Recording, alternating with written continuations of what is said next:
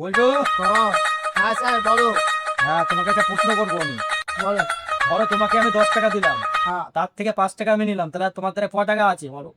10 টাকাটা কে নিল? ধরো আমি তোমাকে দিলাম হ্যাঁ। अबे साले 10 টাকা, তোমাকে আমি দিলাম, তার থেকে 5 টাকা আমি নিলাম, হ্যাঁ, তাহলে তোমার দ্বারা ক টাকা আছে? আমার ধারে হ্যাঁ।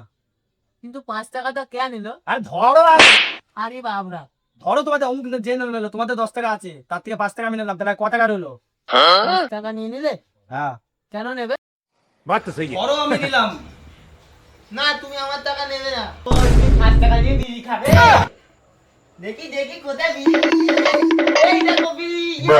চার বিড়ি খাই, চার বিড়ি খাই। मतलब वो अलग ही लेवल का बंदा था। আমি তোমাকে 20 টাকা দিলাম, তুমি সেটা নিয়ে কিছু খেয়ে নিও। চুপ চুপ চুপ।